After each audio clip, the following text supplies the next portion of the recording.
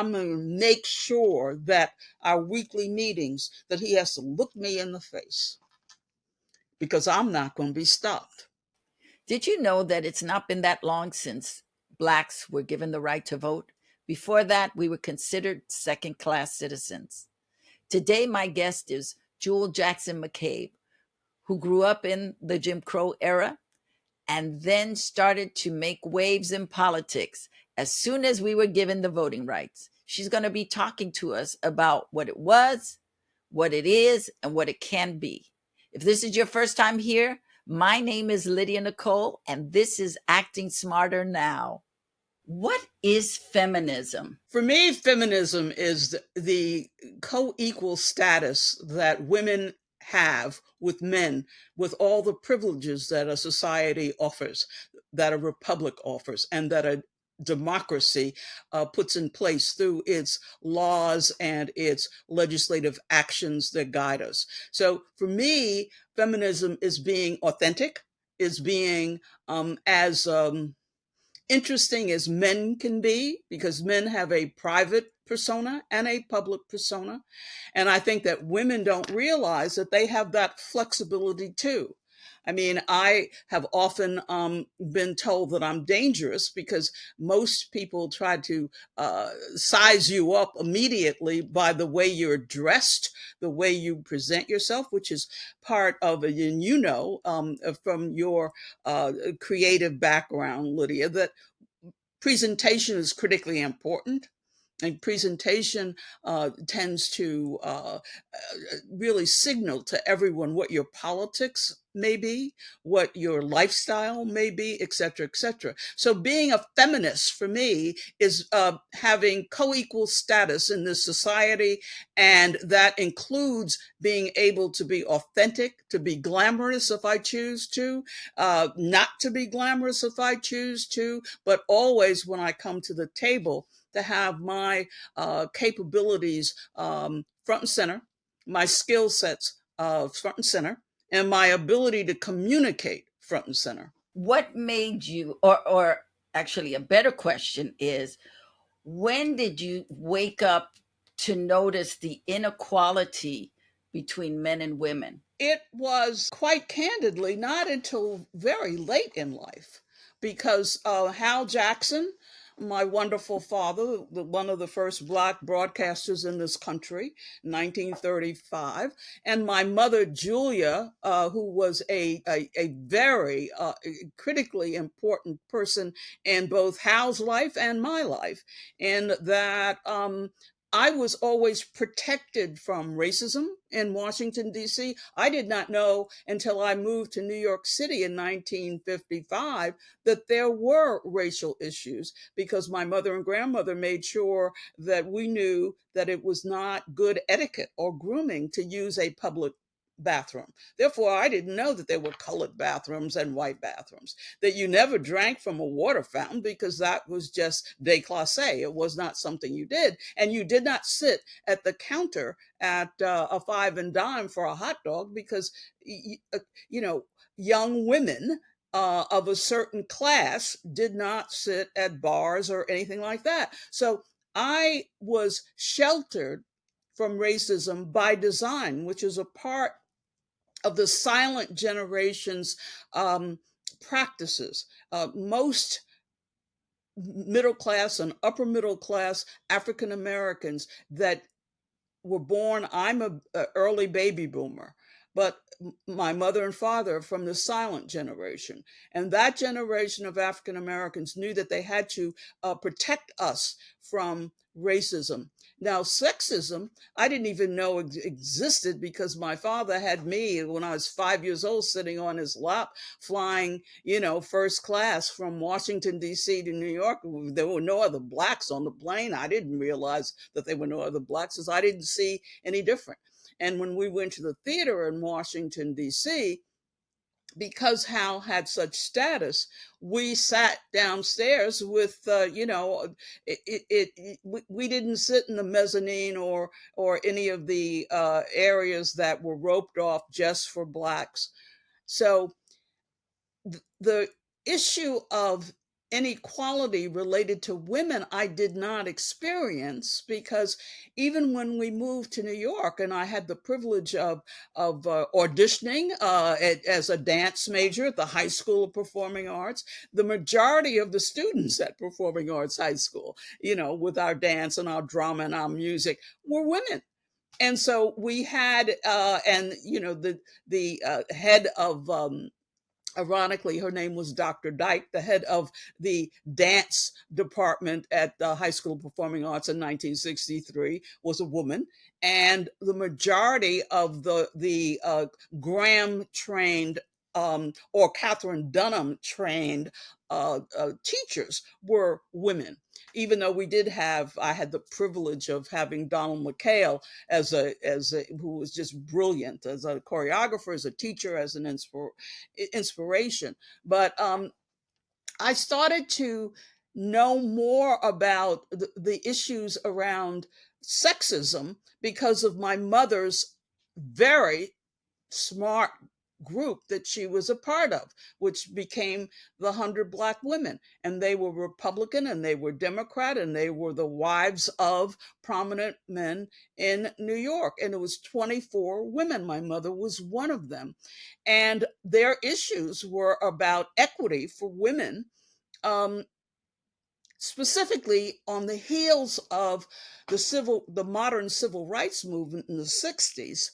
White women in New York in particular, and women like Bella Abzug and Susan Brown Miller, they were moving in and taking rightfully charge of an advocacy for women, but their being who they were, there was a lot of racism within the women's movement. So that the 100 Black Women grew out of a collective set of people who had resources, who had extraordinary credential, more than the white women that I'm talking about. But because they were African American women, they didn't get mainstream recognition. And the context was set in terms of socioeconomics of this country. Women did not really, there's evolution. But I hate to do this, but I must. I'll say to you that in the 17th century, when the colonies were forming, the 13 colonies that set up this country, in 1769, the men who were the heads of the 13 colonies voted to take away the privilege, or not to give the privilege, let me say it that way, to women to vote. That they created a circumstance in 1769 and voted in 1777, a year after the revolution, that women were, they didn't use this term, but women were property. I heard you talk on an interview about the importance of women during the time of the founding fathers, that they were very hands on as Exactly. part of getting the documents done. Can you talk a little bit about that? Because that's not something we're taught in history. Well, Cokie Roberts wrote a wonderful book called The Founding Mothers, and I use it in my syllabus at my NYU Wagner School of Social Policy. I use it as part of the required readings. And what you learn is that the sexism is anchored by hypocrisy, because the men, when they needed the women to load the muskets or to be spies as we were fighting for independence, women learned how to, Martha Washington, even though she was a known racist, but she was the one who was bringing food to the troops. She was the one, Martha Washington, that was teaching the other women. Remember, it was aristocrats that really were founding the country. So that the founding fathers and the founding mothers, their fight for social justice and equity was somewhat limited, but the spirit of that fight is what has propelled America to where we are today with Kamala Harris, right? So women played a vital role in giving vaccines that was all experimental. On the front line, as I said, delivering the food, taking care of the wounded soldiers. When especially during the you had the British and you had the revolutionaries here, and the women did was they sewed messages in their skirts. They had techniques that were spy techniques that we see reflected in film series today. Very smart and very sophisticated.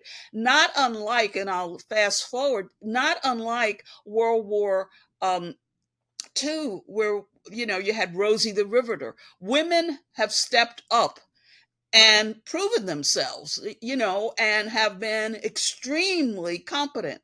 Obviously, that's a blanket statement. There are always exceptions to a rule, but the hypocrisy of the patriarchy is what has held us back. When you were introduced to the 100 Black women, what age were you when you started to understand what that group was about? Well, we actually founded it. I did everything. I wrote speeches and I wrote press releases and I made coffee. And back in that day, we didn't have fax machines. So, we made sure that we had carbon copies of things and that we could mass produce them. And I was always the person going out to get the food to bring in when we were collating for mass mailings. I tell my students, I said, we didn't have that instant information transfer technology that you all have in organizing. So we did a lot of stamping and licking envelopes and stuffing and whatever. But it was those women, and I should say that when the organization was founded, and I said my mother was a part of it, my mother was a part of very much a traditional Black middle class females network. The Jack and Jills for the students or the young people, for their children, the Links for their sort of a counterpart to the Junior League, which mainstream America had. And I'm talking about a time when things were much more segregated than they are today, even though they're still segregated. Because I don't want your listeners to say, well, Junior League has Black people. But back in that day, they didn't. And if they did, it was a token. There was one.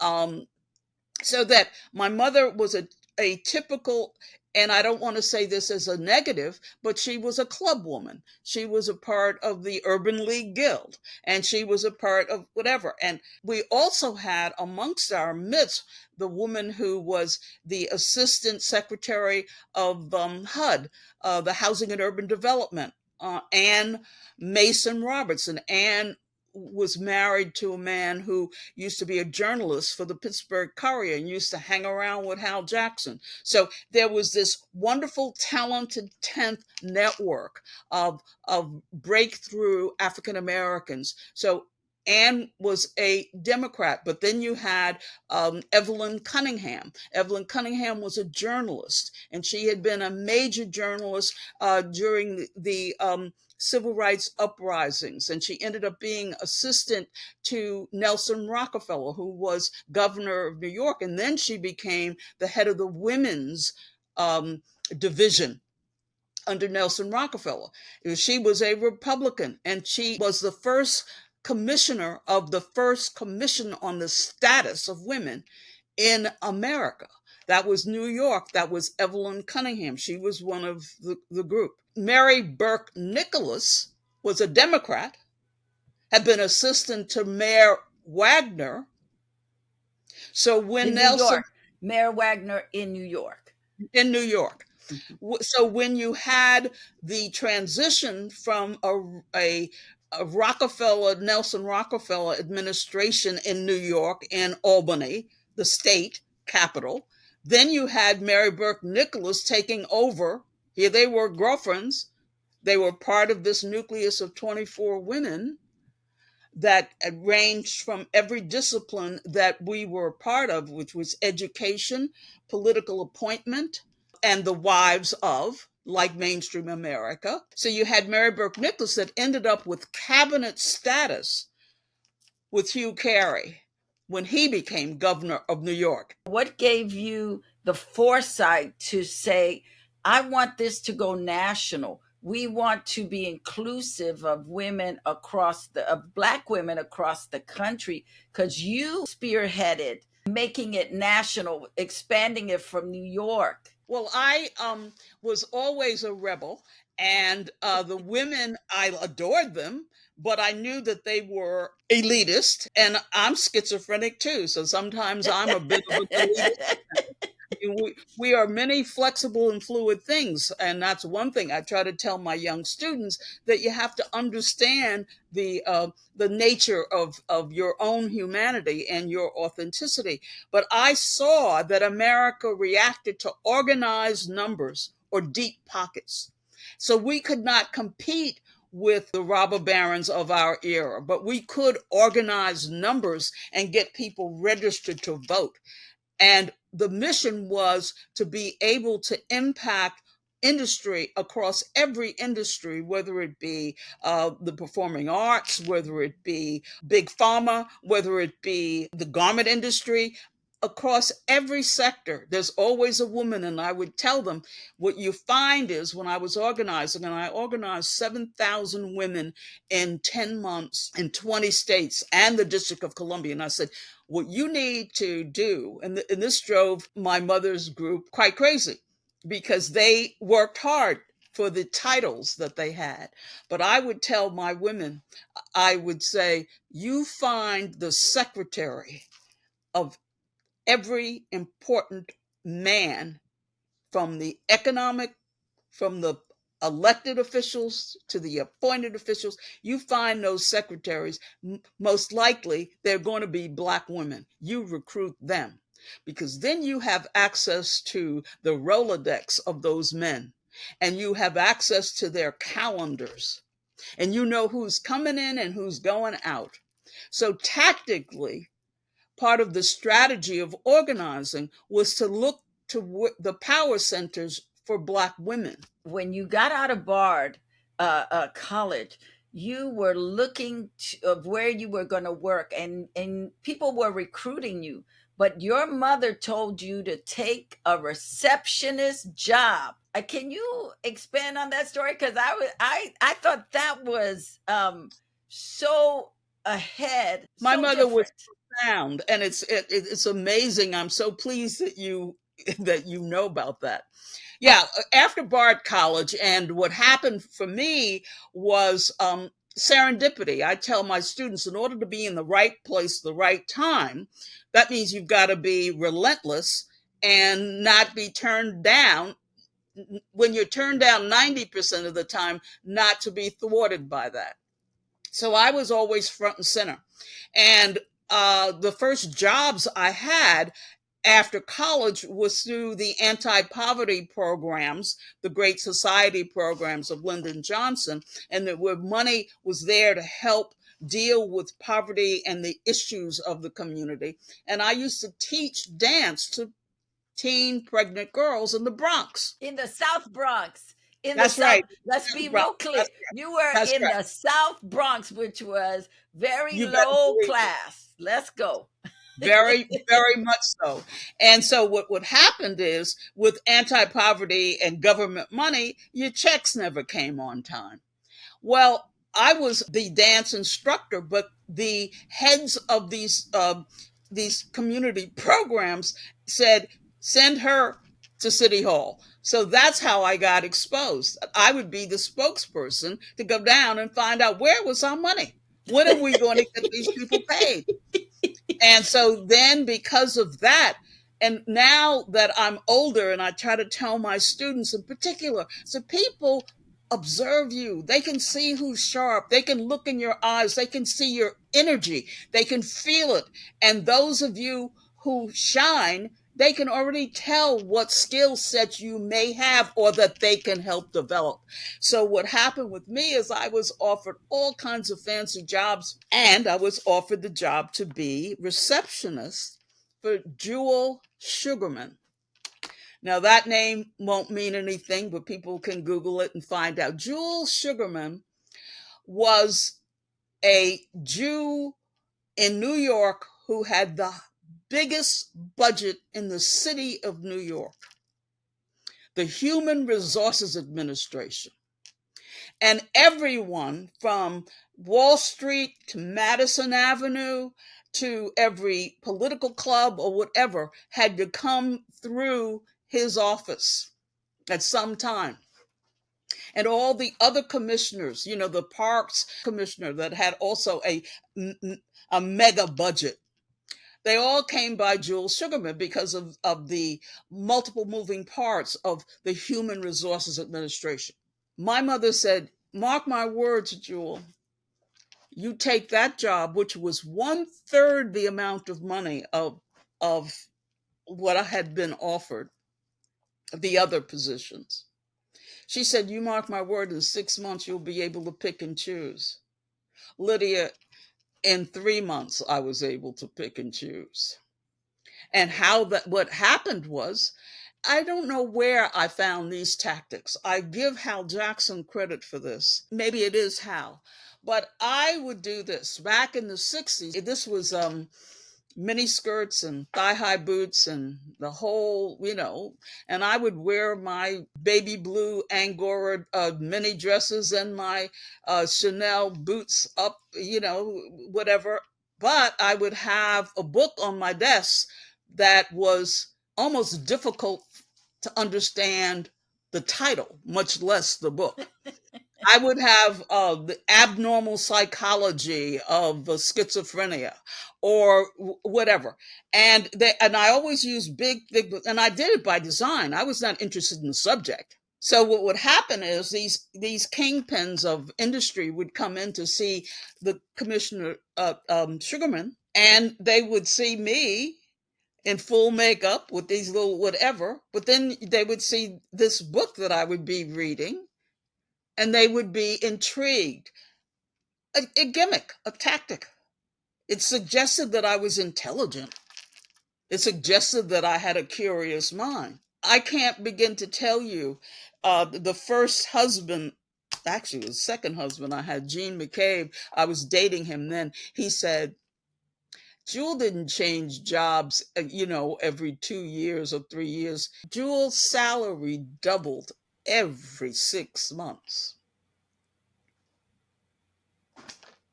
And it was all because of my mother telling me, you position yourself, let people see you.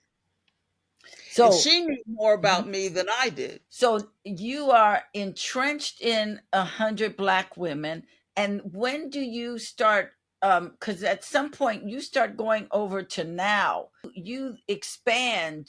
100 Black women is not enough for you. You are now like, I want to know about this. I want to get involved in this.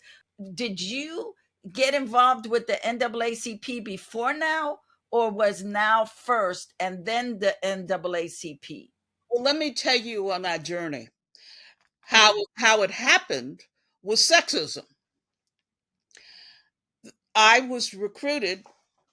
There was a woman named Ronnie Eldridge. Ronnie was married to a journalist, not Pete Hamill, but it was of his generation. Oh God, I can't think of his name right now.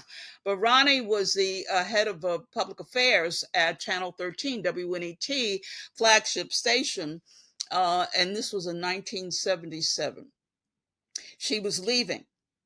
And Jay Islin, who was president of WNET Channel 13, handpicked me because he was told that I had an ability to get in touch with U.S. senators and congresspeople, where it would take most people 2 or 3 weeks to do, I could do in 2 or 3 hours. It's because, as I say to my students, if you go to every rally, if you get, I can tell you at some point how I was in the right place, right time, because I went to 3 events every night. I did something that was political. I did something that was related to my discipline, which was communication. And I did something related to race relations or women's issues.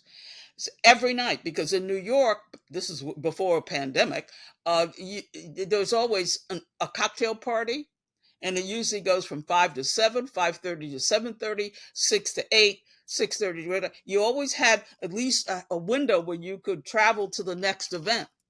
And I collected business cards and I handed out business cards and I was watching and networking.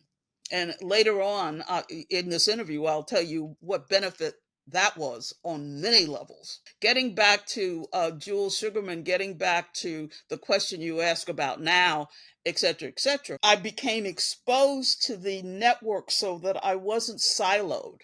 I saw a very big picture.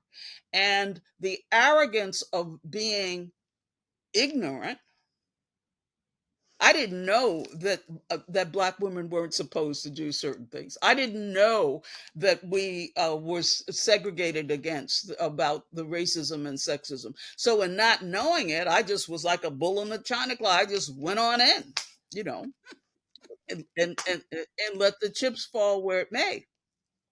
And so what ended up happening is I would tell now, I'm not joining you because you're racist, because the only issues around people of color had to do with domestic workers. Not that the domestic worker issue is not important, it's critically important, but there was also access and opportunity for women in managerial positions and in ownership positions. And they only spoke on behalf of white women. They did not include us in that. When we had women already at the table, like a Constance Baker Motley, who for 19 years, so I call that a generation, was the right and left side of Thurgood Marshall's brain.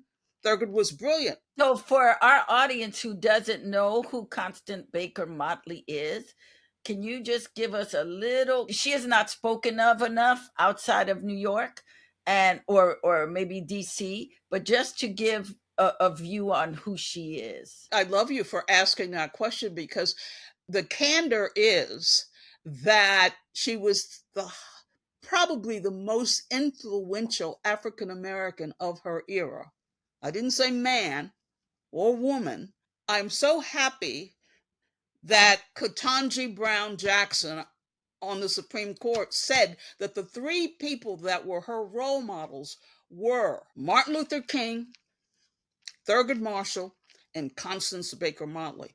When Kamala Harris was first sworn in as vice president of these United States, she said her role model was Constance Baker Motley.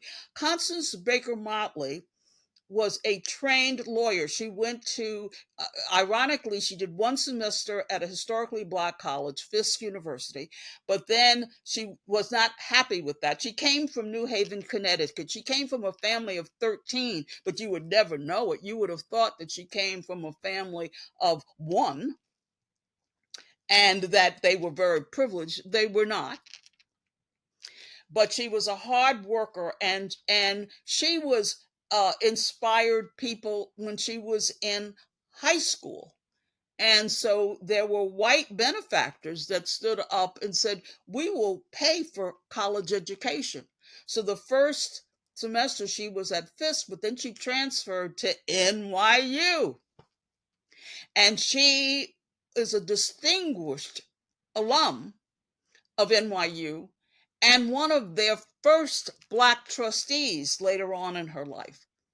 But I bring that up because most people identify her because she got her Juris Doctorate, her JD, at Columbia University.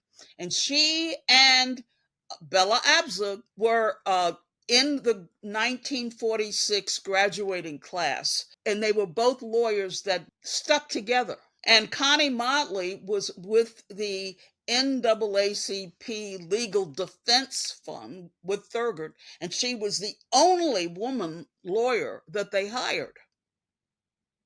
And she drafted the Brown versus Board of Education case where they used the white doll, black doll, the test, the psychological test that was the basis for the 1954 Desegregation Act, the Brown versus Board of Education. And it was Dr. Mamie Phipps Clark, female, and Dr. Kenneth Clark that developed that test. But you only hear about Ken Clark. You very rarely hear the name Mamie Phipps Clark. And wasn't Ruth Bader Ginsburg a fan of Constance Baker Very much. Motley?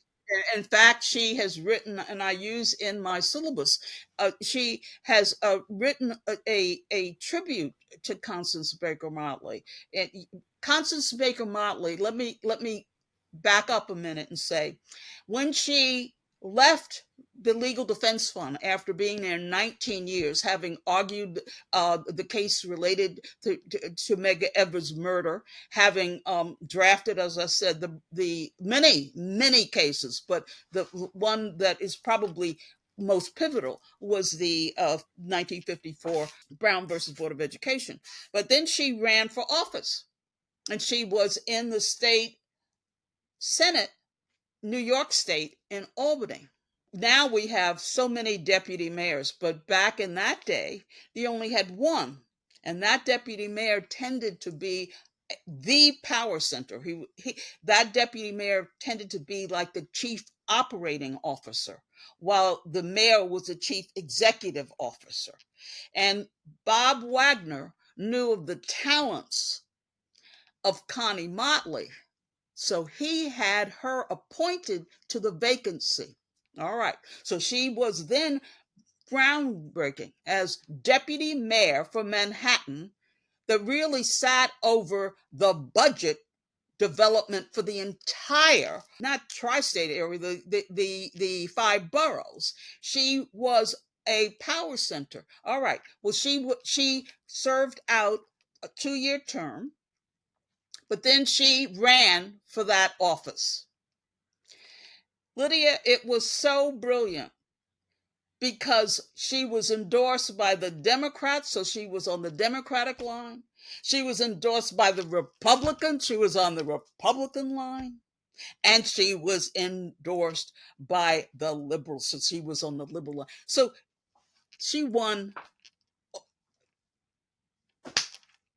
And so she was deputy mayor with all of the portfolio of a single deputy mayor.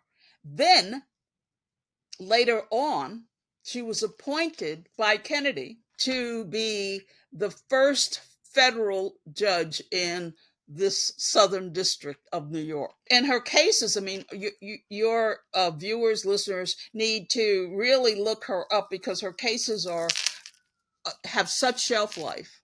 You know, I mean, she argued cases on behalf of sexism in the sports arena. She argued the cases that she argued, she won all of them. Of the 10 Supreme Court cases that she argued, one was dismissed and then reversed in her favor. So she won all 10 of them. What I loved about her so much, because my mother and her crowd, these are things that I try to teach my students. I said, the first thing that Connie Motley used to do, well, let me tell the story before I get to that. I say to my students, what do you think when you have to give a major speech or presentation, like Kamala in the debate the other night, what do you think the first thing it is that you do? So then the students are really smart and they say, oh, write an outline. Oh, have various citations from important readings. Oh, you decide what you're going to wear. I love that. I love that. You do. And you know this, and your acting community knows this. Your costume is your statement. That's the first thing they're going to see. And you will transmit what you were doing. Kamala, she had on, I think it was Chloe is the designer. Irrelevant that Chloe was the designer. It was a navy blue. That's what men wear. And then it was a silk navy blue blouse with not a tie, but a bow. Pantsuit. She was a statement. Connie, people would say to her, what's the first thing that you do? She said, at this point, Lord and Taylor used to be a big deal, like Saks Fifth Avenue, not like Bergdorf. Bergdorf, they said, was always the store for the mistresses of powerful men, but it was Saks and whatever. And so she said, first thing I do is go to Lord and Taylor and buy my suit, because you know your audience. When I was organizing in these 20 states, I had a pale pink for the South. I had, outfits that only worked in Texas. I wore whatever, because you have to get your audience, they have to relate to you. The reason why that is so important also is if you're working laboriously over a speech or doing the research or whatever, you're usually tweaking it, and editing and revising up to the last minute. You don't want to have to then wonder when you finish, oh, what the hell am I going to wear? So then you throw on something. I mean, it's just all that should be put in place damn near at the door. You blow up the whole misinformation about what feminism is. I mean, I'm hearing you. I'm hearing feminism is about your authenticity. It's about taking your space. It's about being powerful. It's about being beautiful. It's about making sure that you dress to your audience. This is the first time I have ever heard feminism put in that context. Growing up, feminism was a bad word. Oh, she's a feminist. And I caught a lot of hell for it, but I would say to my people, you do not let a word that is defined in Webster's dictionary be hijacked by a group that's trying to mess with your mind. Be clear. If you look up what a feminist is, it's all about being equal. That's it. Who can reject that? But white women had hijacked the term, so women of color stepped away from it. In stepping away from it, you're stepping away from the ideology it represents. So now you are exposed to all to the world pretty much because you decided to listen to your mother and take that job as a receptionist. You started to become a power player because of the fact that you took direction well. I think it's important that the audience really hears what you are saying, or at least that's how I receive it. Like Yes, you had the yes. opportunity to go for the money. People wanted you and they were going to pay you very well. But your mother said, no, there's a bigger move here. Let's do this. Even though you don't get paid as much right now, just be patient because it's going to produce good fruit for you. You are able to then take that and start to really develop yourself in a whole new way. I want to ask you, because you were trained to be a dancer, you were in communications, you were an artist. What was the shift for you to say, wait a minute, there's something bigger than me here? May I add something to the context that you set, which was wonderful, by the way? Hal Jackson played a very important role.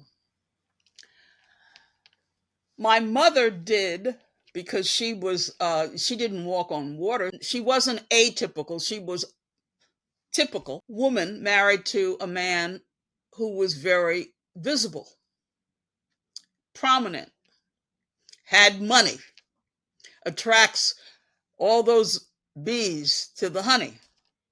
So at 4, 5, and 6 years old, Hal Jackson had to take me every place he went because my mother made sure that I was with him, thinking that that would block. But I ended up with more aunts and aunties.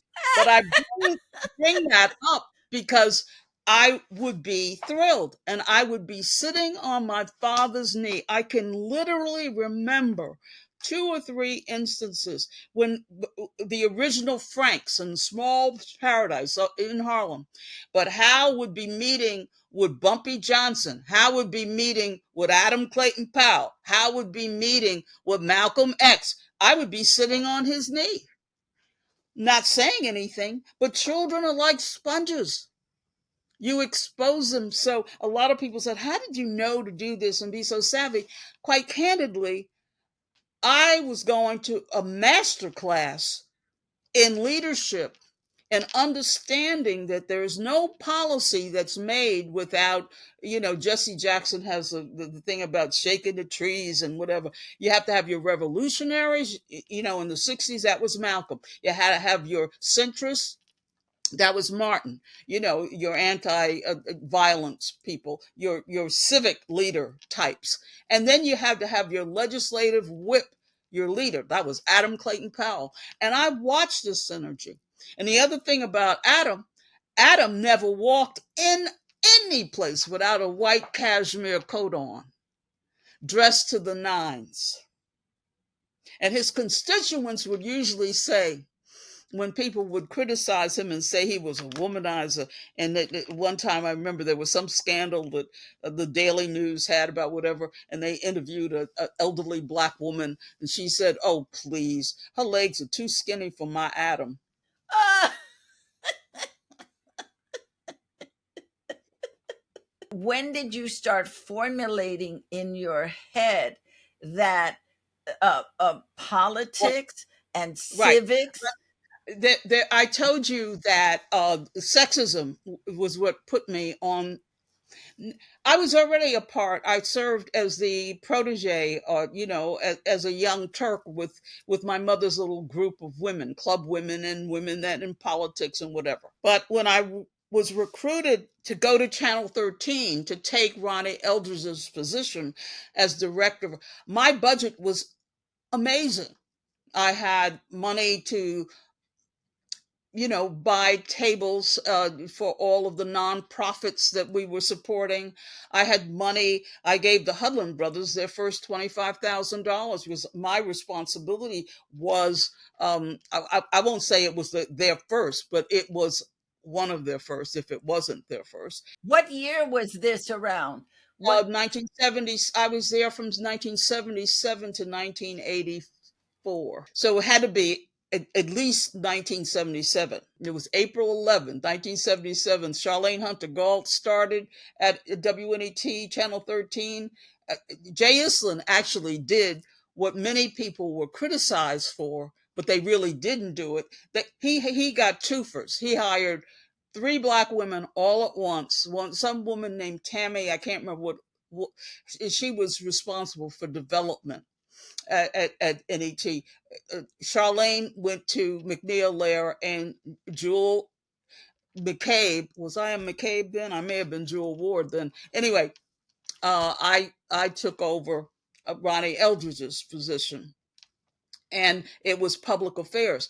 But I took it over with an intention of becoming the first Black senior VP of any of the public broadcasting stations, because they didn't have, and we were the flagship. And everybody had rumored that eventually one of them, 13 was the biggest, was going to have a Black senior VP. Well, at 7 o'clock in the morning, one of my many weekly breakfast meetings with Jay Islin, he took me to wherever it was. It was probably Four Seasons, and we had breakfast. And he told me the next senior VP is going. I had been there 5 years by this time. And I had driven him crazy because I had been invited to. I was written up as being the dinner partner for Ronald Reagan right after he got elected.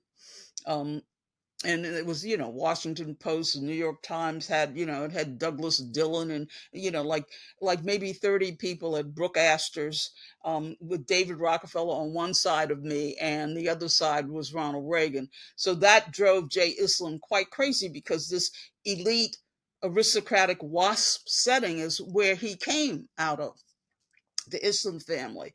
And he could not understand how not only was I an underdog within his, not only did I report to him, but I was black and a female. It drove him absolutely crazy.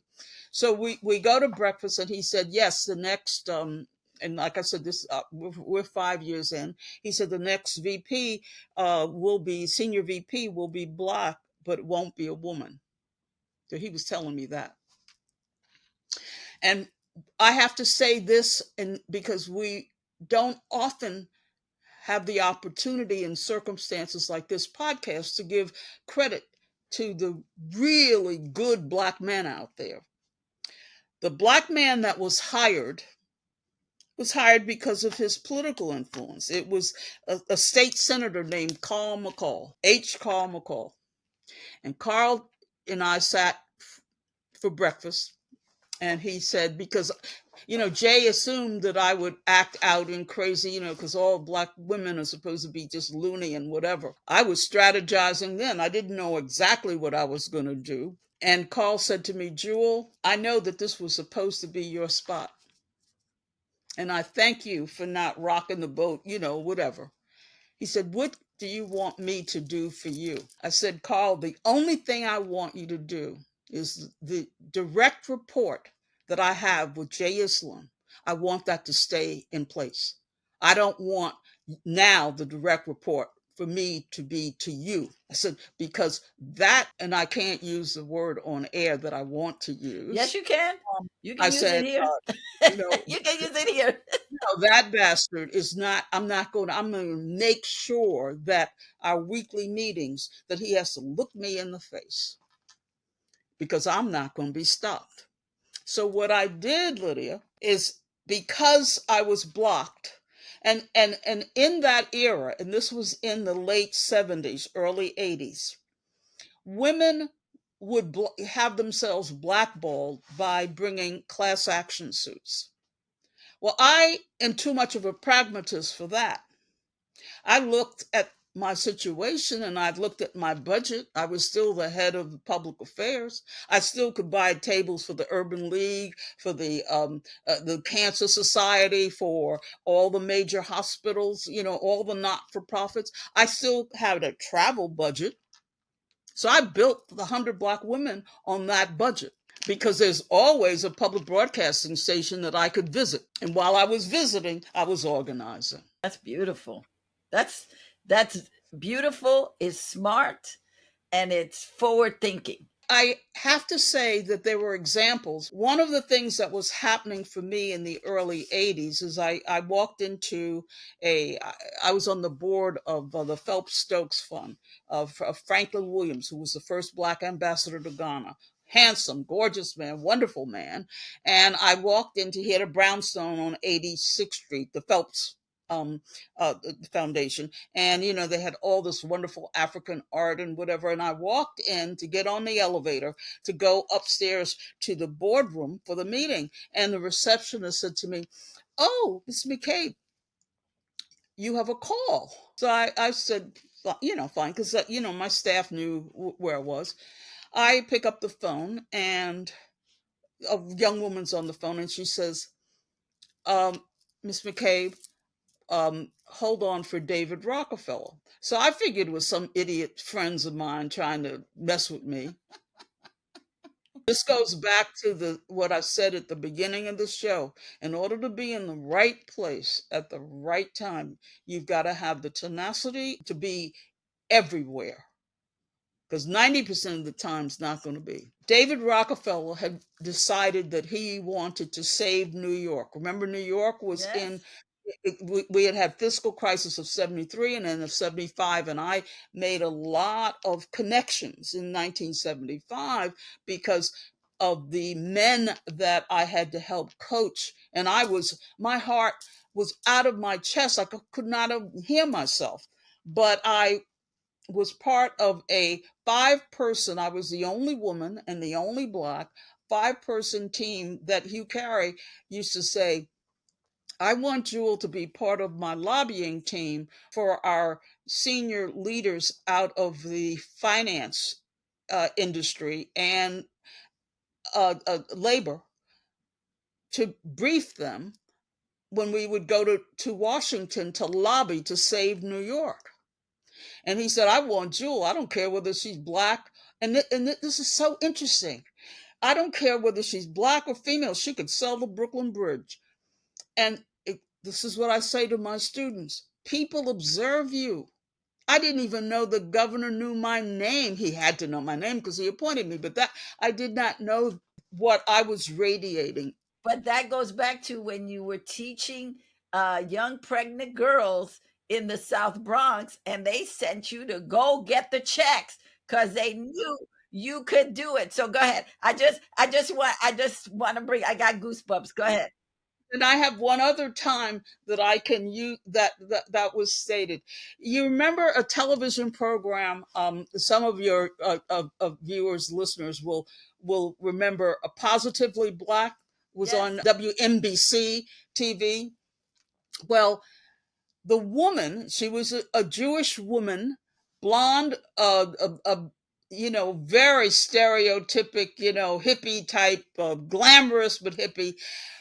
Her name was Ramona Ripston, and Ramona had been recruited to head up the ACLU out in California, but she was the head of public affairs for the New York Urban Coalition. And the coalition franchise had been developed as a result of the Kerner Commission report in 1968, saying that we lived in a separate and unequal society, and that the private sector needed to be integrated with the public sector in order to build a workforce that was educated, that was supported, and to create the backbench and these streams of talent. The biggest coalition was in New York. We would train 45,000 or have 45,000 jobs in the summertime, that kind of thing, right? Anyway, Ramona was the head of this group of about 30 people. She was whatever, and she came up with Positively Black, and I can't even remember the fellow's name now that ended up being hosting it. It ended up being Gus Henningberg, but before Gus, there had been Dr. Eugene Callender. And the chairman of the board was the head of Time. It wasn't Time Warner, it was Time Inc. Walter Wriston, big deal. And so when Ramona was leaving, because she had been recruited, he said to her, who should we hire? Let's get a search firm to find somebody. And she said, we could hire, Hydric Struggles, whatever. She said, but there's a young black woman on this staff that would pick up the phone and call the president of the United States without blinking an eye. You give me 6 weeks and I'll train her.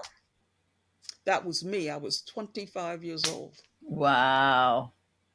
The Wow. youngest person in that staff of 30. And I learned a lot of the tricks of the trade. And the one thing that I did not do, because I am rebellious, and I got stung by it. She had told me to keep this writer, and he was from Madison Avenue. He had been in an ad agency. Brilliant writer. He could write in anybody's voice. Lydia, if you told him to write in Malcolm's voice, he could do it. If you told him to write in J. Edgar Hoover's voice, he could do it. He was brilliant. She said, but Jewel, keep him, and I don't mean an insult, but keep him in the closet. And he was very out. What she meant was that he was flamboyant and a little off. Being young myself, being black and a female, I didn't want to suppress anybody. So that was the one thing she told me to do. Later on, I got burned by letting him out, but I could reel him back in. But he was as crazy as a bedbug, but that's neither here nor there. But I learned that lesson too. When some Yeah. senior person tells you, sir, pay attention, there's usually a reason why. You were mentored by a lot of amazing women. Can you give me three things? And I know there's a lot more, but 3 things that you took away from any of them that serve you today, that you go, this woman taught you something. But there were the women, the 100 Black women that you took stuff away from their wisdom, their guidance, their vision to see what maybe you couldn't see at the time.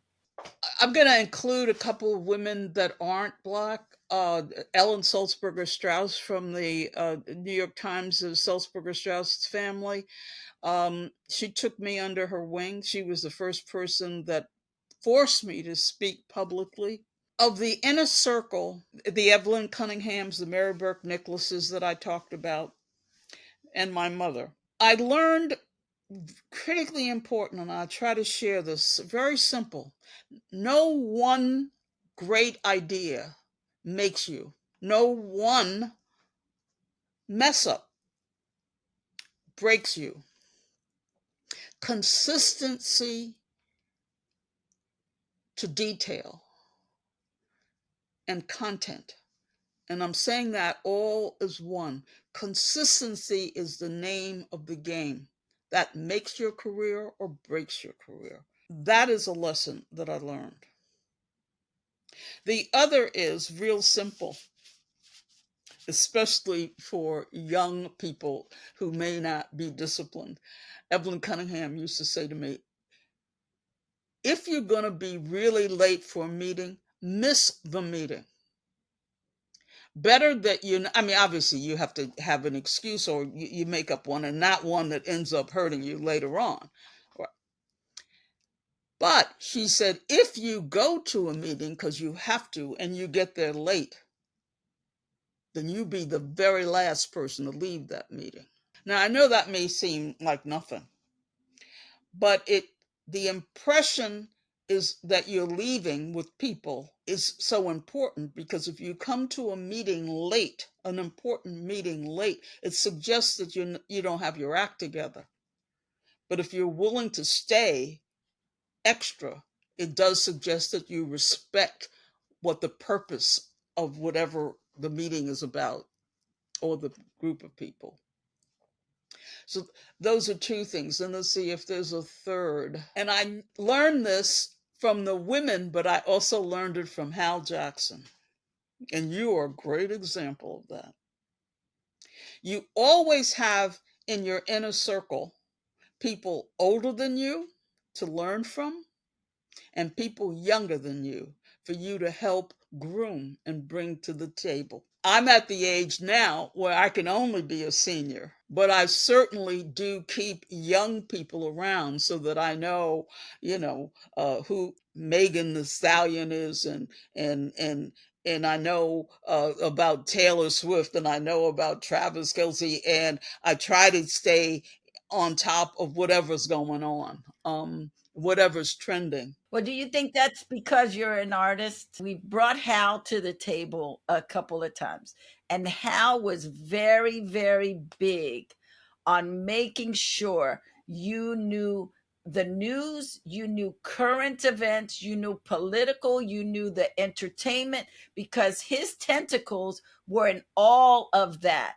He was in activism, he was in civics, he was in giving back. I mean, Hal was a man who was so layered into so many things. He was walking history. And yet you did not know that if you did not know him, because his big thing was, it's nice to be important, but it is important to be nice. And he always had young people. There was never a time that Hal did not have young people that he could get information from, to what's going on now. How do he was always on top of everything. That was what I grew up with. And my mother had me glued to him. So it had to rub off on me. When I was 12 years old, and it's so funny that you say, because I usually tell people, my father had every newspaper from the Wall Street Journal to the Daily News to the Post, or whatever the equivalent was, to the New York Times. Always. He read everything. He stayed on top of everything. And I try to tell my students, you've got to, information is power. And it's not just siloed information. You got to know what's going on. You know, you can't even, because a lot of times you got to fill dead air with small talk. And that small talk should be telling people how smart you are or wise you are while you're sizing up a situation or whatever uh, the context of that is. But he said to me when I was 12 years old, he's reading New York Times, and I'm sitting there with him, and he said, I asked him something, and he said, and if anybody looks at my Wikipedia resources, you see the New York Times, New York Times, New York Times, New York Times, right? My father said to me, you are not equal until you see yourself on the front page of the New York Times where you aren't being accused of being a criminal or something else pejorative. So when we founded the National Coalition and we were on the cover of the Metro section of the New York Times, and it's right there, I knew I had fulfilled my father's wish for me. That was one of the purposes of my life. And do you know that Alma Rangel, this was way when Charlie was, you know, congressman, whatever. She and I didn't realize that it would be so poignant for other African Americans or whatever we were calling ourselves at that point, whether black, we had gone from colored to Negro to whatever. Okay.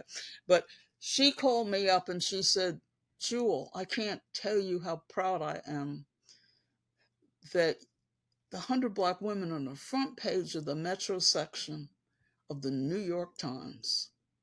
First of all, let me just thank you for sharing your father with me, because he was my father too. And Oh, love you. and Love you. and how much I learned from him, how much I gleaned from him, and he Hal taught Jackson me. said Lydia has the best ear for music in the entire metrics of the of 18 stations of inner city broadcasting. And I didn't realize, you reminded me you were 13 years old. Yes.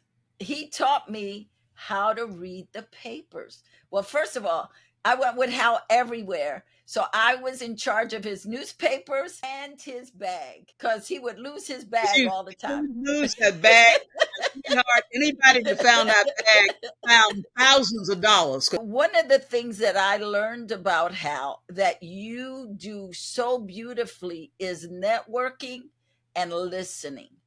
You you insert yourself at the very top of the rung with no apologies, no excuses. You just come, you belong at the table. There is no, you have no ifs, ands, or buts about it. This is where I belong. So, uh, I want the audience to understand that, first of all, you come from the Jim Crow era.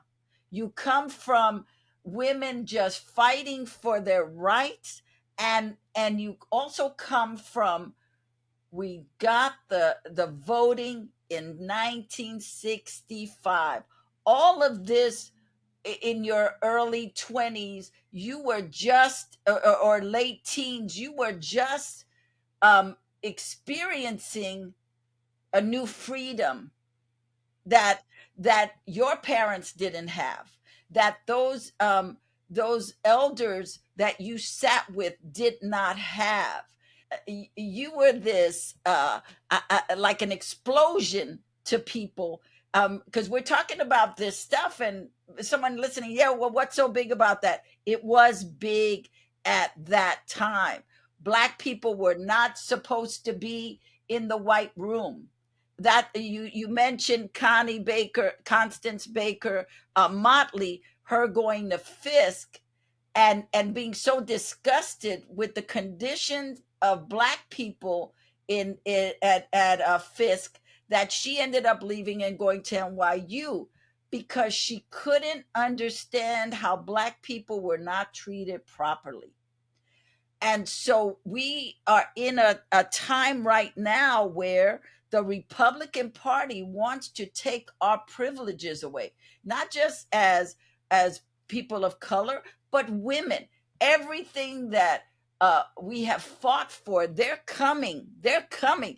The DEI, everything that has been fought for to get to this place, they're coming to take it away.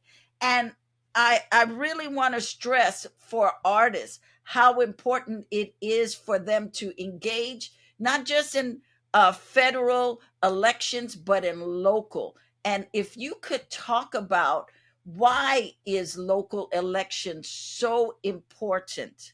Creative people that came out of, when I talk about the silent generation and into the boomers and even before, were the vehicle for messaging freedom. We look to the Black church, for example, but we look to Harry Belafonte. We look to Josephine Baker, who is heralded as a major figure in France because of what she did during the World War II resistance. But it was Martin Luther King that wanted her to come back to America because she had been such a civil rights voice. Creative people have the opportunity because of their art to project and to underscore messaging. And I try to use it. One of the proudest things that I've ever done is something called the Candace Award, straight out of the Bible. It's about the term itself. I knew that my corporate and foundation people would not be offended by Candace because it spelled like Candace, and that was certainly white ice cream vanilla enough. And what I try to do is create a civil rights statement that was above and beyond what the stereotypic images were of African Americans, specifically Black women. But I always use creatives. I used George Faison to be the director. We used alley dancers. Our singers and actors and poets, we know from the young poets, we know that today the rappers, our cultural identity and the issues around freedom and equity are echoed through Alvin Ailey's Cry, or whatever the themes are. You had Jessie Norman, you had before her Marian Anderson, that challenged the daughters of the American Revolution in the 50s. Great artists.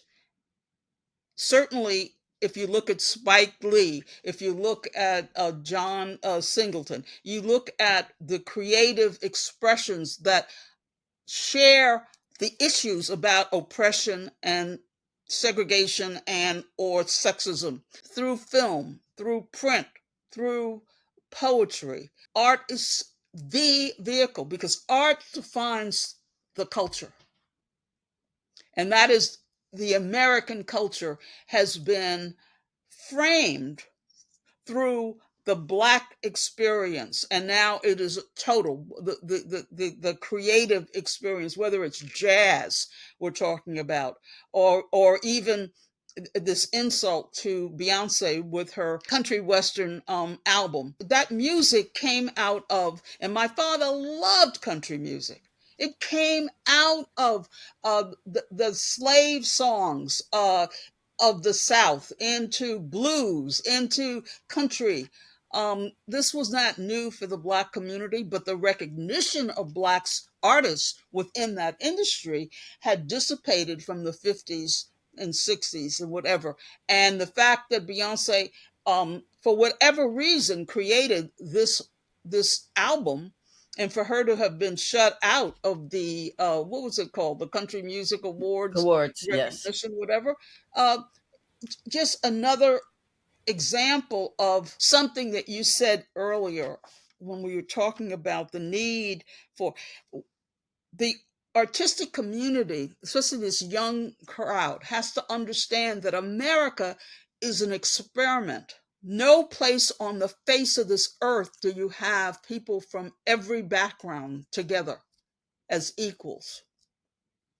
Our democracy is a conversation between the right, the left, and every configuration in between. racism and hierarchical thinking emanating from Eastern and Western Europe. I mean, Trump is a great example of his parents coming from Eastern and Western Europe and all of the negatives and all of the racism, because our society is based on, in theory, laws and rules. Yet, if you have someone in charge that does not have the character and the morality and the intelligence and the humanity, democracy is being threatened. So the artists and those creatives that create plays and script writing for film have to be sensitive to that and have to help in the messaging through a creative form. And we have to fight for freedom. Freedom is not free. We Yes, have to fight. We have to vote. We have to be informed.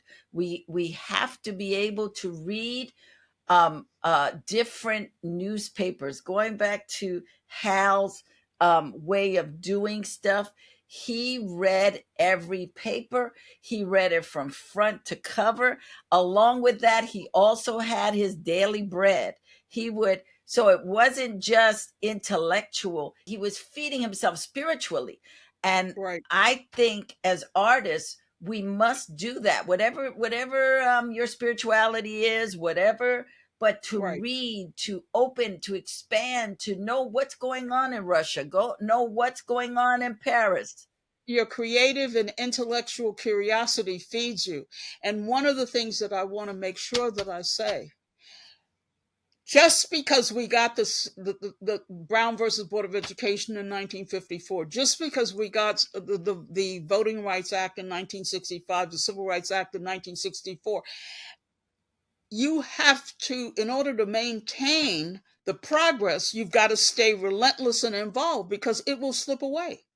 We're living in a time where it is slipping away, where the we call like the Bull Connors of the late 50s, early 60s of the South. That's Donald Trump, but now he was in the White House. So racism is going in a hierarchical division, and patriarchy is always going to rear its head if we don't stay involved in civic life, if we don't have the patience, the understanding that you always have to stand guard of the rights that you fought for. And I would add to that, it's not just slipping away, they are gutting it. They've gutted the Civil Rights Act.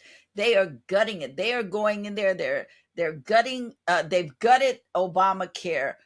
They've gutted so many things that helped society in the United States, that they have taken, there was a time in the 70s where art flourished, where the government gave money to art programs, where they funded young artists, and we don't have that today. There are very few government funding for arts, and so we have to fight even more to get back get back what was fought for, but also start making demands for new things, to because when you take art out of school, when you remove that component, you kind of deaden society.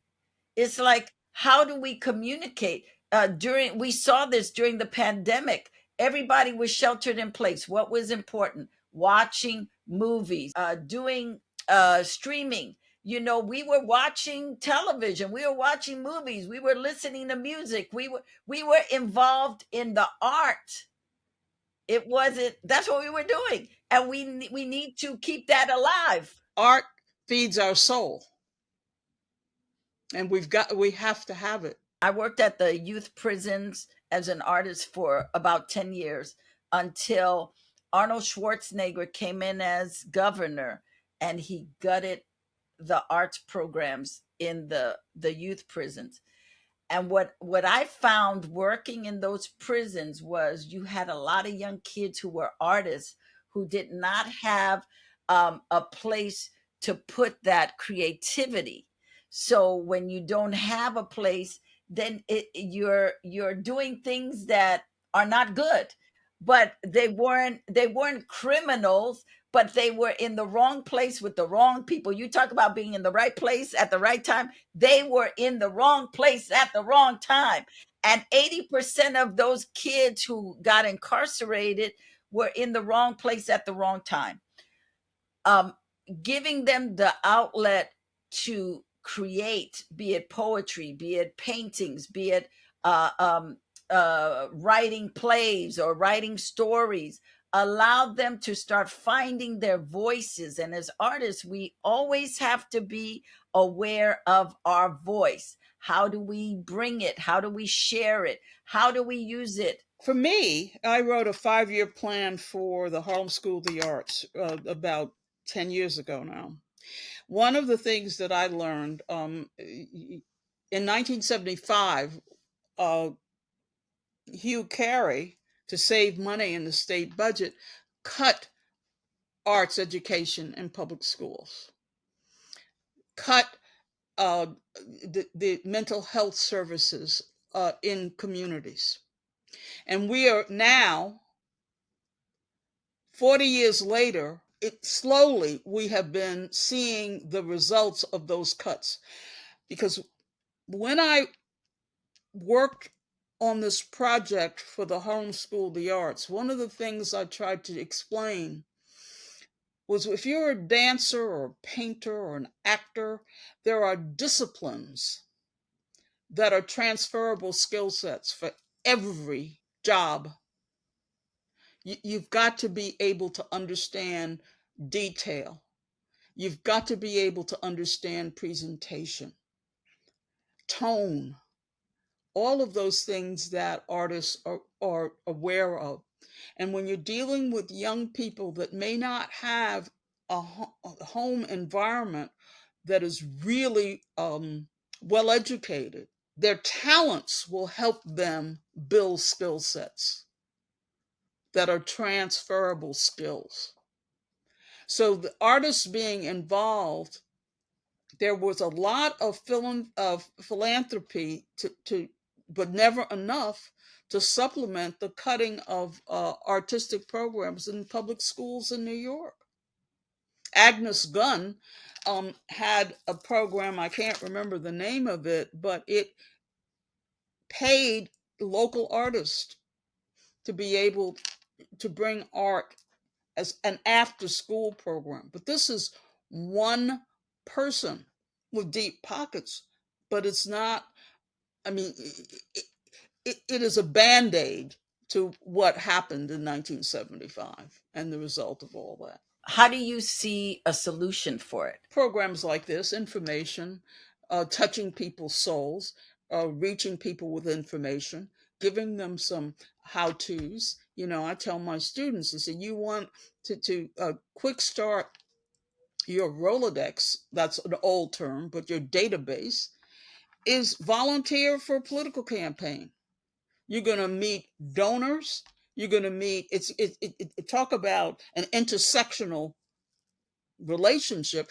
You can tell it didn't blow my mind at all that you had Kamala Harris once Joe Biden did the honorable thing. And the only other president that ever did what he did was George Washington, because they wanted to make George Washington king and he would not run again. Here you had Joe Biden handing this baton to this Black woman. And then there were Black women for Zoom fundraising, Black women for, then white women for, then white dudes for, then all of the segmented groups. The cat ladies for. Cat ladies for, right. And as a cat lady, whatever. But what that creates, that grid creates a total, and it shows a diversity. And you've got to have that diversity. And then with Taylor coming in Swift, as if I know her, that's one of the name drops I don't know. coming in. Obviously, you got Beyonce. Obviously, you have Oprah. Obviously, you have John Legend. You've got people who have consciousness, and these are all artists that I'm talking about that have consciousness about the power of their platform and their role in their messaging. Taylor wouldn't have the following of young women if she was not speaking to their soul. This is the 50th anniversary of WBLS. And can you talk about what you remember, the beginnings of LIB and LIBFM, and what you heard and what you saw? Let me be real on that. Without Hal Jackson, there would not have been an inner city broadcasting. What Percy Sutton brought to the table, and this is why having smart collaborations are important. Percy had the public trust, being an elected official, having run for mayor of New York City as the first legitimate Black candidate for mayor. He had access to the banking community with certain kinds of legitimacy. But Hal had the industry. Hal had Barry Gordy. And so credibility, the two men brought the varying sectors that were necessary. Because, as you know, the FCC had just in 1973, they had moved to increase the ownership of Black radio and television. Minority, yeah, Yeah. minorities in the business, yeah. And what I remember candidly was a lot of Hal and Percy could stand above it because of their portfolios, but underneath there was a lot of competition, and that happens every place. There was a lot of collaboration, and I used to say, if it wasn't for Jerry Kupfer, remember Jerry? Yes. I'd be surprised if you got on the air, but they did. And I think that there was a pride.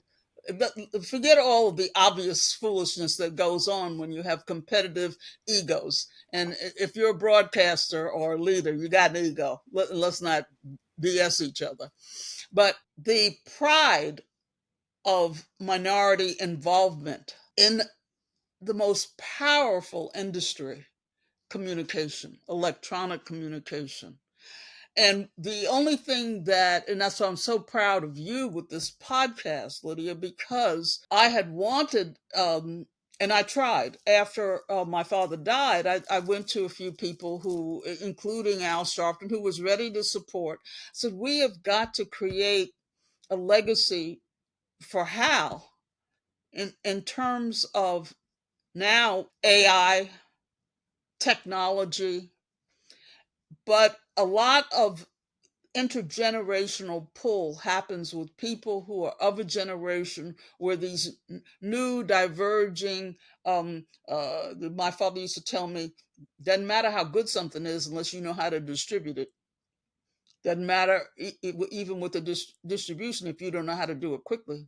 He used to say to me, look at Coca-Cola. Coca-Cola, even in war, in war-torn torn countries, Coca-Cola is distributed. And what we have to do is be smart enough to figure out how to be a part of that and not cannibalize ourselves and not being too hard on ourselves. Well, BLS was the biggest in the 70s when LIB FM went and became WBLS. Right. In New York, all of the boroughs, BLS was heard everywhere. But Lydia, let me say this, and I did screw up in not saying this. I remember when Hal was the only one that said we need BLS. Everybody thought, yo, no, LIB. He said we need both, but we need WBLS because he had the vision and he read everything and he knew which way the industry was going. Well, the thing about Hal was he always had foresight. He Yes. always was 5 steps ahead.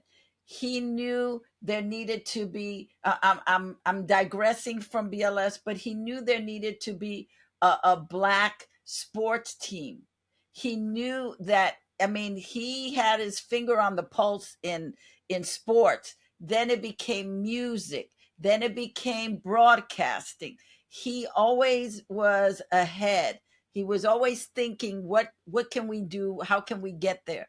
And so, um, what what he did with BLS, Percy brought the money, but Hal brought the creativity. Hal brought the ingenuity. Hal brought The the credibility. and the people, the audience. He brought the audience because he had built what people aren't saying is Hal had brought the audience because he had cultivated them for years and years, from Palisades amusement park and all these Well, other even before venues. that, in 1954, he was on WNBC Frontiers of Faith. He had a program every Sunday on television, which was all unheard of for an African American. In 1954, on Sundays on CBS.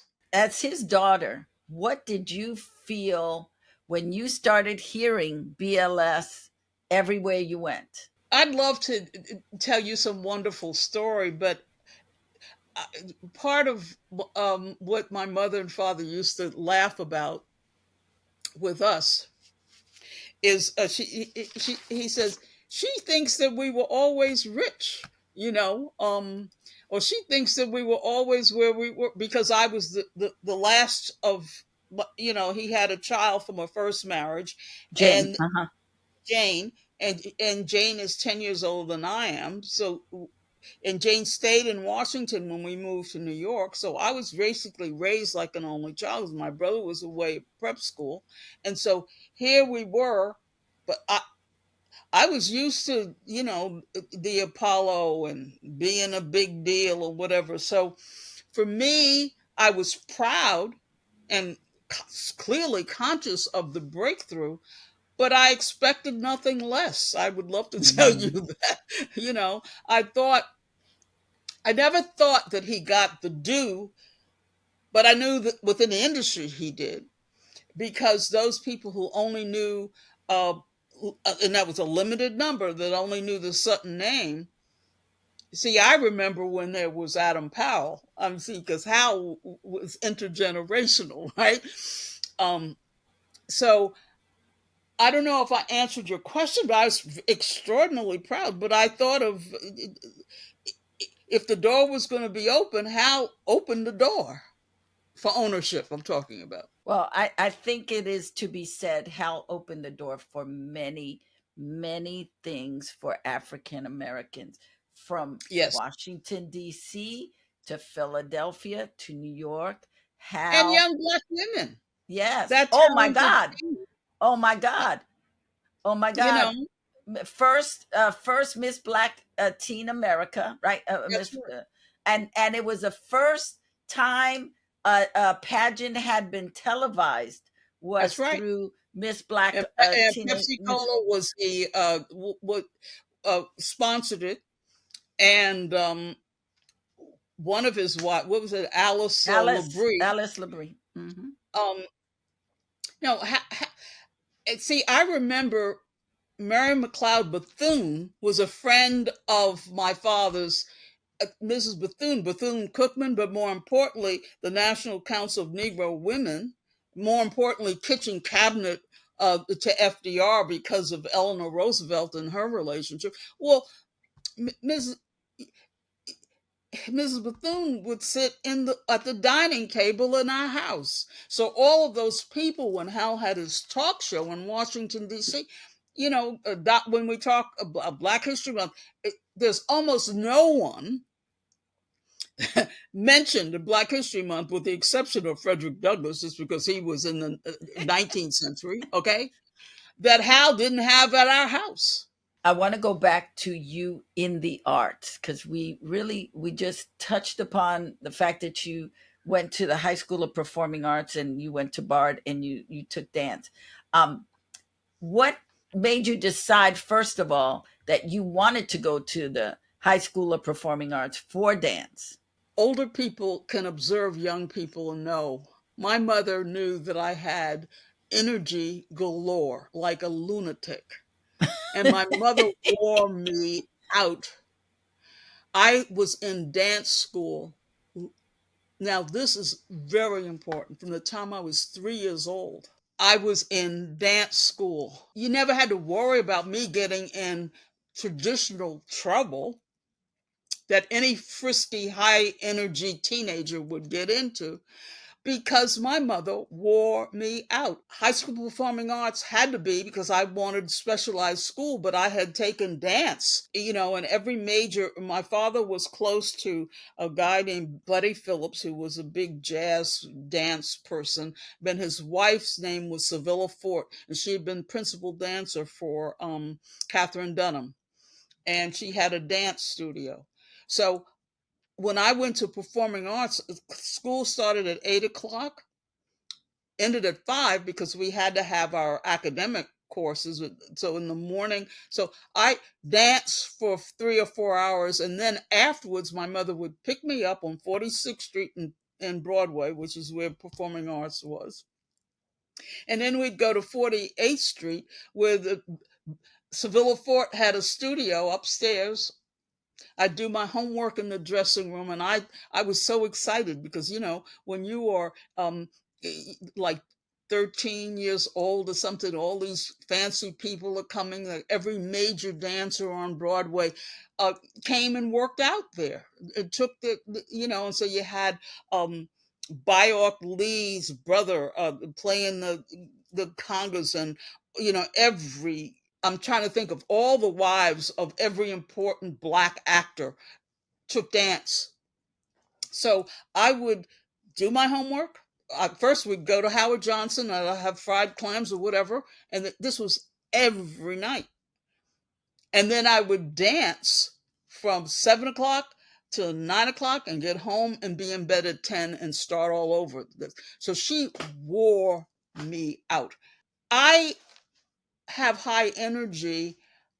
I think I am creative. I've demonstrated that creativity in everything that I do. I try to bring the elements of presentation, of uh, syntax, of how one speaks and what words are used. It's all a creative experience for me. But the dance, my mother used to. I can remember when I was a little girl, like I said, at 3 years old, my father and grandmother would be out of the living room. My mother would roll up the carpet and put on the music, and we would just dance. That's how I got into dance, and that's how I think I stayed out of a lot of trouble because I am a high energy person. And when you went to Bard, what was your focus? My major was dance. And I was lucky that one of the head of the dance department, one of the visiting instructors was Donald McHale, that I had mentioned to you before. And Donald McHale was so great because I had perfect positioning because of um, my technique was perfect because of 4 years of everyday dancing, at PA, at Performing Arts High School. And so I had this arabesque, when your leg is out Mhm. and and Donald McKay, and I always hit it perfectly. And one day he came over and he put his hand in right at the top of my buttocks, and he said, "I want you to take this further.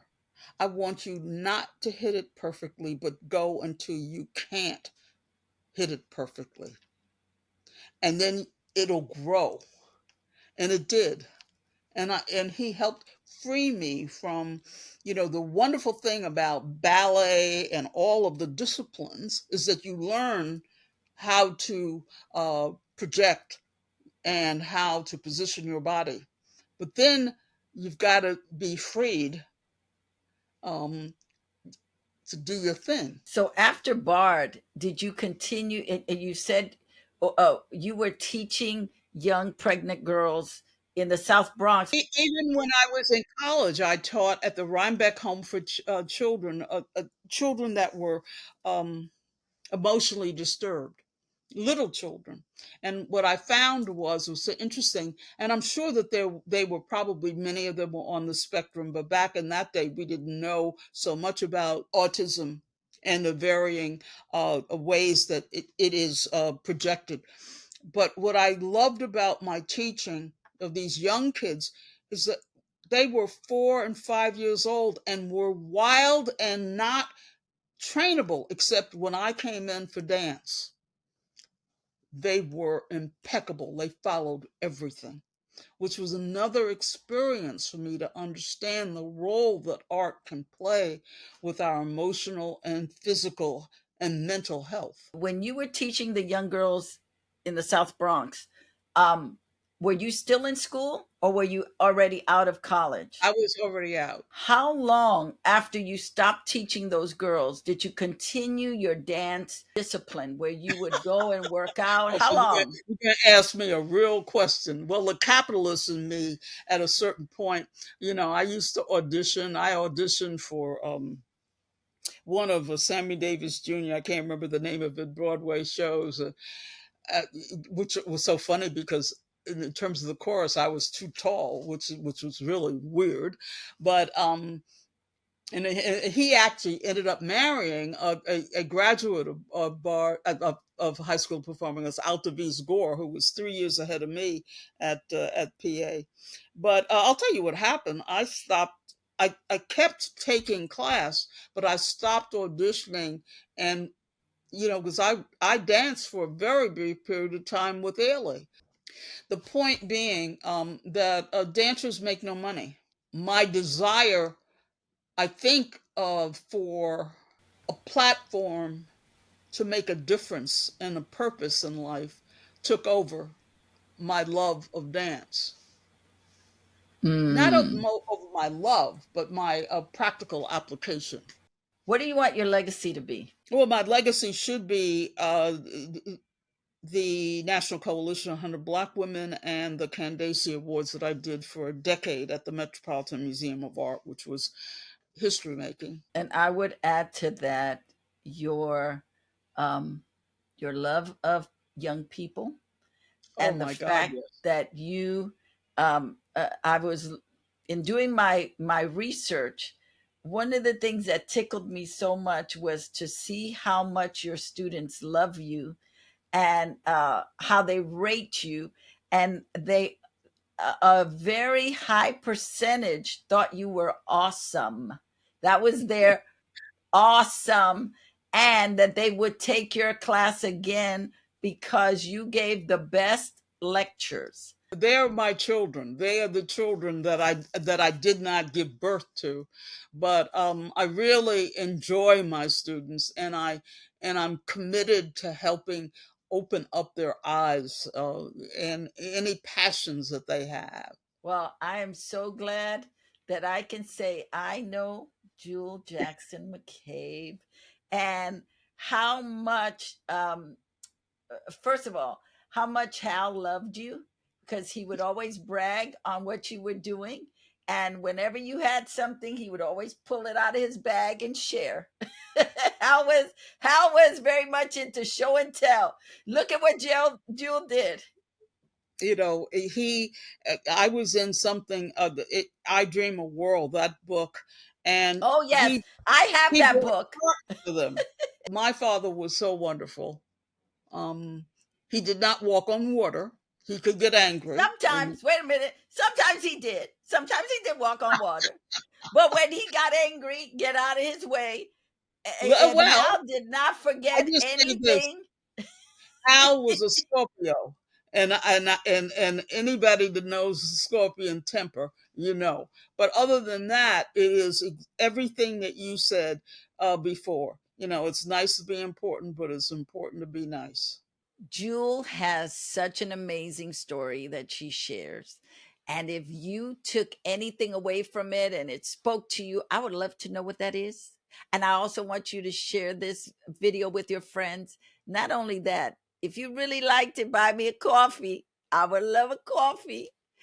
And if you ever thought about doing your own podcast, this next video is just for you. Michaela Robertson shares with us step by step how to do your own podcasting.